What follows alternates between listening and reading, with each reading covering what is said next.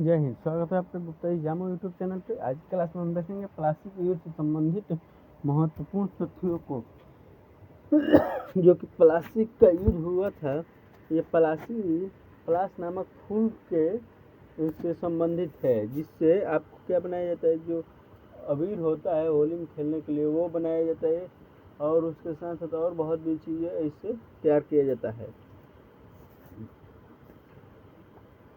प्लासी का युद्ध 1757, जैसे कि आप जानते हैं कि प्लासी के युद्ध को 1757 में लड़ा गया था। प्लासी का युद्ध बंगाल के नवाब सिराजुद्दौला और ईस्ट इंडिया कंपनी के संघर्ष का परिणाम था। इस युद्ध में के अत्यंत महत्वपूर्ण तथा स्थायी परिणाम निकले। 1757 ईस्वी में हुआ प्लासी का युद्ध ऐसा युद्ध था जिसने भारत में अंग्रेजों की सत्ता स्थापित कर दी।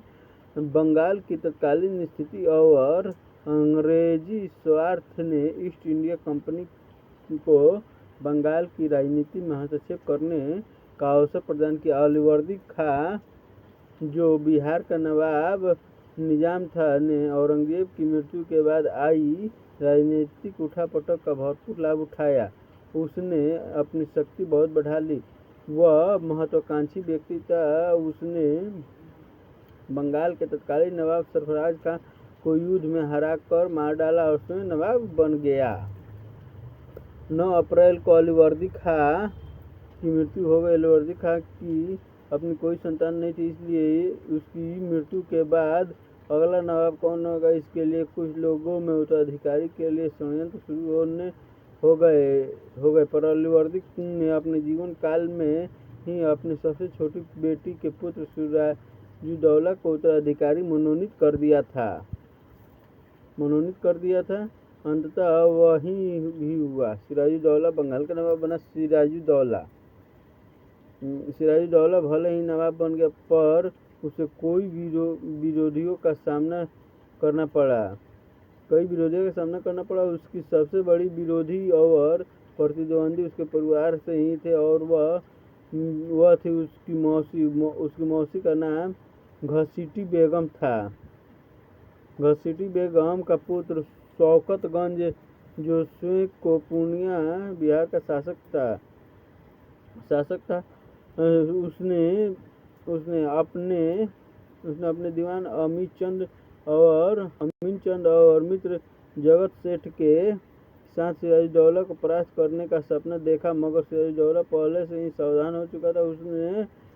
उसने सबसे पहले घसीटी बेगम को कैद किया और उसका सारा धन जब्त कर लिया। इससे शौकत खां हो गया। शौकतगंज खां भयभीत हो गया और उसने सिराजुद्दौला के प्रति वफादार रहने का वचन दिया, और सिराजुद्दौला ने बाद में उस युद्ध में हराकर मार डाला। इधर ईस्ट इंडिया कंपनी अपनी स्थिति मजबूत कर चुकी थी। दक्षिण में फ्रांसीसियों को हराकर अंग्रेजों ने हौसले बुलंद थे, मगर वे बंगाल में भी अपना प्रभुत्व जमाना चाहते थे। पर अलीवर्दी खां ने पहले ही सिराजुद्दौला को सलाह दिया था कि किसी भी हालत में अंग्रेजों को दखल बंगाल में नहीं होना चाहिए, इसलिए सिराजुद्दौला भी अंग्रेजों को लेकर शंकित थे। सिराजुद्दौला और अंग्रेजों के बीच संघर्ष। सिराजुद्दौला ने अंग्रेजों को फोर्ट विलियम किले को नष्ट करने का आदेश दिया, जिसका अंग्रेजों ने ठुकरा दिया। गुस्साए नवाब ने मई 1756 में आक्रमण कर दिया। 20 जून 1756 में कासिम बाजार पर नवाब का अधिकार हो गया। उसके बाद सिराजुद्दौला ने फोर्ट विलियम पर भी अधिकार कर लिया। अधिकार होने के पहले ही अंग्रेज गवर्नर ड्रेक ने अपनी पत्नी और अपने बच्चों के साथ भागकर फुल्टा नामक एक द्वीप पर शरण ले ली। कलकत्ता में बची खुची अंग्रेजों की सेना को आत्मसमर्पण करना पड़ा। अनेक अंग्रेजों को बंदी बनाकर और मानिक चंद के जिम्मे कलकत्ता का भार सौंपकर नवाब अपनी राजधानी मुर्शिदाबाद लौट गया। ऐसी स्थिति में काली कोठी काली कोठरी की दुर्घटना घटी जिसमें अंग्रेजों और बंगाल के नवाब के संबंध में को भी कटु बना दिया। कहा जाता है कि 146 अंग्रेजों जिनमें से उनकी पत्नी, उनकी स्त्री और बच्चे भी थे, फोर्ट विलियम के एक कोठरी में बंद कर दिया गया जिसमें दम घुटने से कई लोगों की मौत हो गई थी। जब इस घटना की खबर मद्रास पहुंची तो अंग्रेज बहुत गुस्से में आ गए और उन्होंने सिराजुद्दौला से बदला लेने की ठान ली। शीघ्र ही मद्रास से क्लाइव और वाटसन थल सेना लेकर कलकत्ता की ओर बढ़े और नवाब के अधिकारियों को रिश्वत देकर अपने पक्ष में कर लिया। परिणाम स्वरूप मानिकचंद ने बिना किसी प्रतिरोध कलकत्ता अंग्रेजों को सौंप दी।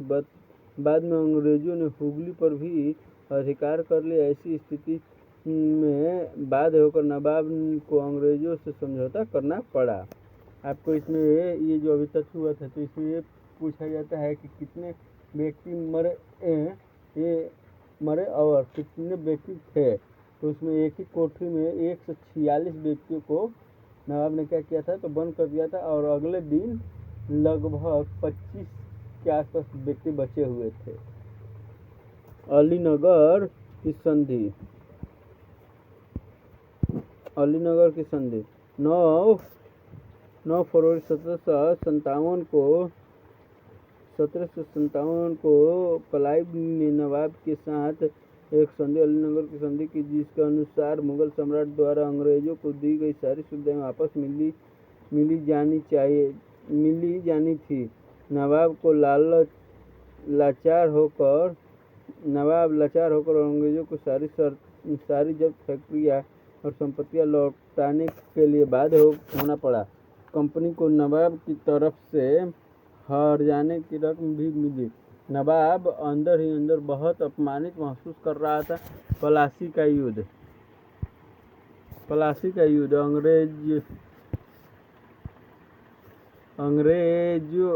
इस संधि से भी संतुष्ट नहीं हुए। वे सिराजुद्दौला को गद्दी से हटाकर वफादार नवाब को बिठाना चाहते थे जो उनके कहे अनुसार काम करे और काम में रोड़ा न डाले। क्लाइव ने नवाब के खिलाफ षड्यंत्र करना शुरू कर दिया। उसने मीर जाफर से गुप्त संधि की और उसे नवाब बनाने का लोभ दिया। इसके बदले में मीर जाफर ने अंग्रेजों को कासिम बाजार, ढाका और कलकत्ता की किलेबंदी करने 1 करोड़ रुपये देने और उसकी सेना का व्यापक सहन करने का आश्वासन दिया। इस षड्यंत्र में जगत सेठ रायदुर्लभ अमीरचंद भी अंग्रेजों से जुड़ गए थे। अब क्लाइव ने नवाब पर अलीनगर की संधि भंग करने का आरोप लगाया। इस समय नवाब की स्थिति अत्यंत दयनीय थी। दरबारी षड्यंत्र और अहमद शाह अब्दाली के आक्रमण से उत्पन्न खतरे की स्थिति ने भी उसे और भी भयभीत कर दिया। उसने मीर जाफर को अपनी तरफ करने की कोशिश की पर वह असफल रहा। नवाब की कमजोरी को भांपकर क्लाइव ने सेना के साथ प्रस्थान किया। नवाब भी राजधानी छोड़कर आगे बढ़ा। 23 जून 1757 को प्लासी के मैदान में दोनों सेनाओं की मुठभेड़ हुई। यह युद्ध एक नाम मात्र का युद्ध था। नवाब की सेना में एक बड़े भाग ने युद्ध में हिस्सा नहीं लिया। आंतरिक कमजोरी के बावजूद सिराजुद्दौला की सेना का नेतृत्व मीर मदान और मोहनलाल कर रहे थे। अंग्रेजों की सेना का डटकर सामना किया परंतु मीर जाफर विश्वासघात के कारण सिराजुद्दौला को हारना पड़ा। वह जान बचाकर भागा परंतु मीर जाफर के पुत्र मीरन ने उसे पकड़वा कर मार डाला। युद्ध के परिणाम प्लासी युद्ध के परिणाम अत्यंत ही व्यापक और अस्थायी निकले। इसका प्रभाव कंपनी, बंगाल और भारतीय इतिहास पर पड़ा। मीर जाफर को क्लाइव ने बंगाल का नवाब घोषित कर दिया। उसने कंपनी और क्लाइव को बेशुमार धन दिया और संधि के अनुसार अंग्रेजों को भी कई सुविधाएं मिली। बंगाल की गद्दी पर एक ऐसा नवाब आ गया जो अंग्रेजों के हाथों की कठपुतली मात्र था। प्लासी के युद्ध ने बंगाल की राजनीति पर अंग्रेजों का नियंत्रण कायम कर दिया। अंग्रेज अब व्यापारी थे, व्यापारी से राजशक्ति के स्रोत बन गए। इसका नैतिक परिणाम भारतीयों पर बहुत ही बुरा पड़ा। एक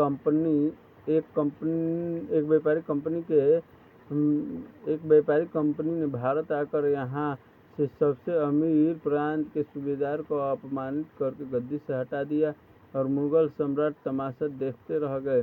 आर्थिक दृष्टिकोण से भी अंग्रेजों ने बंगाल का शोषण करना शुरू कर दिया।